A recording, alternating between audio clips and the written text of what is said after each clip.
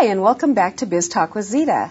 I'm Zita Gustin, and today we're going to be talking with Kristy Rogers of Kristy Rogers Connects. She's going to be sharing tips and pointers with us about how to improve our sales skills through doing better follow-up.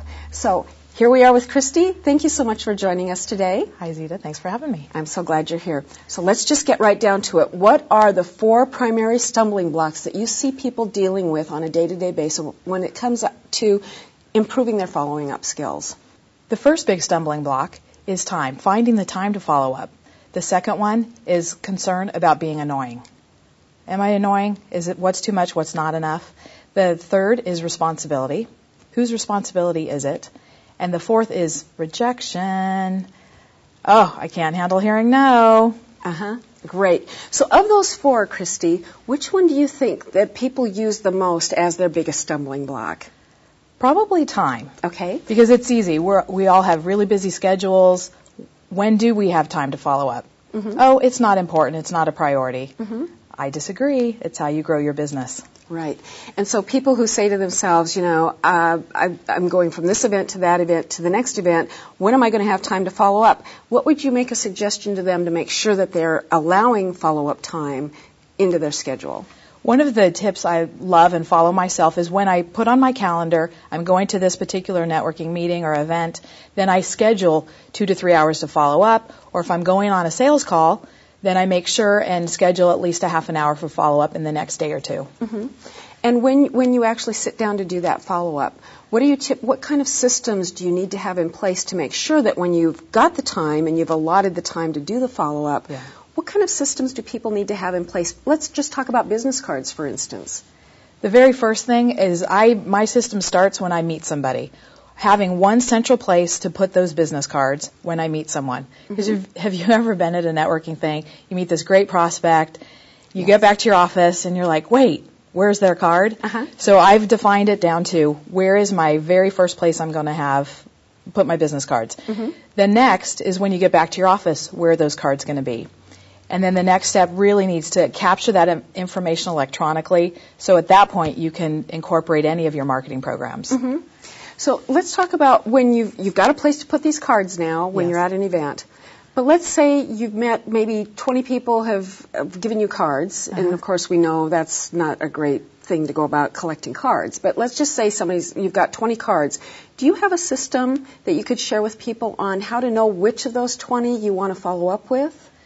I actually make notes as I'm meeting people. Are they more of a networking contact, or are they more of a prospect, or are they just someone really neat that I just want in my network? So you really want to get clear with yourself as you meet people, what category do they fall in? And then you want to focus, of course, on the prospects first. Because if that can drive business, you want to make sure and get them into your system. So I think it begins when you first meet someone. Sure. And to have your own system and understand what it is so that when you get back to your office to input those things, you know what you're dealing with, correct? Yes, correct. Yay. Okay, so let's talk about the next one, which I think was rejection. So I know a lot of people come up against that. They don't want to follow up because of that big word that has 2 letters in it, right? The big no. Yeah, the big no. Let's talk about that. No thanks. No.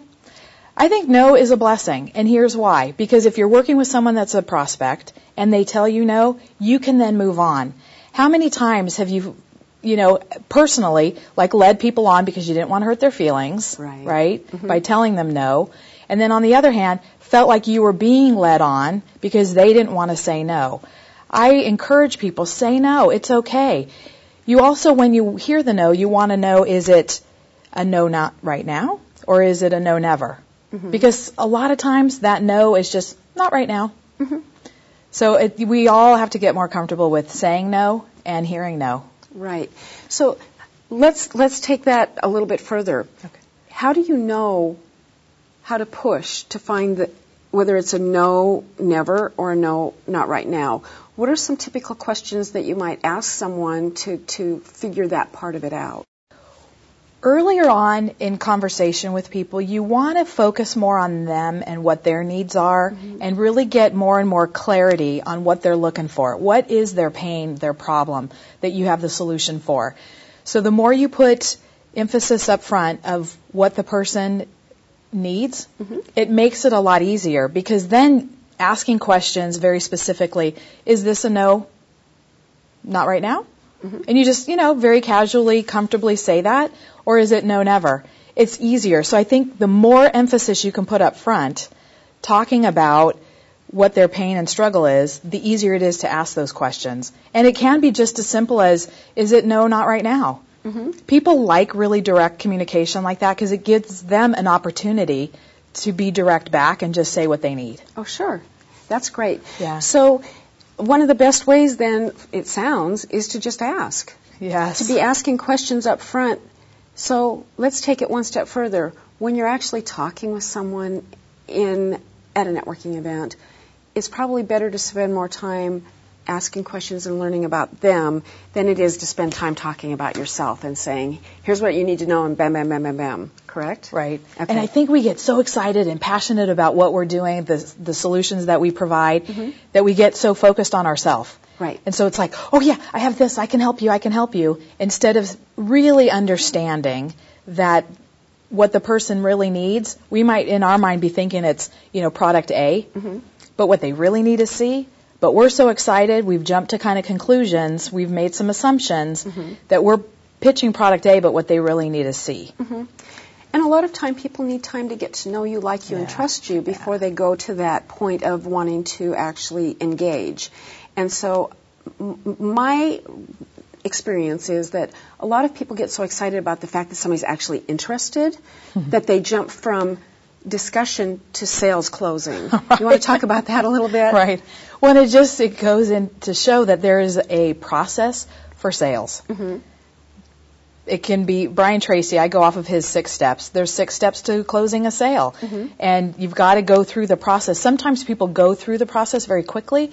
Other times it can take a while. If someone needs a lot of information, a lot of detail, you need to know that and provide that information so they can make a wise decision. Some people are just like, yep, that's what I need. Great, let's go for it. And other people need a little bit more of connection with you. So you have to really understand that sales is a process.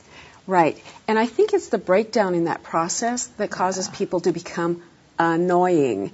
And so that was one of the stumbling blocks that you mentioned, was being annoying. So let's talk about that a little bit. Okay. How do people avoid becoming annoying? What would a great tip be around that?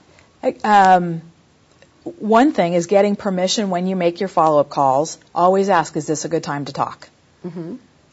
It's a courtesy. The good news is when they say yes, you have their permission, they're fully engaged, they're ready to hear what you have to say. The other thing is, the more information you find out up front, the easier it is to know what they need, so you're not pitching the wrong information. Right? So it always goes back to, it's like a funnel. You want to spend more time up at the top finding out information, and then the close is down here. Because as we both know, people love to buy, but they hate to be sold to. Yes. Right? Yes. Any other tips on being annoying?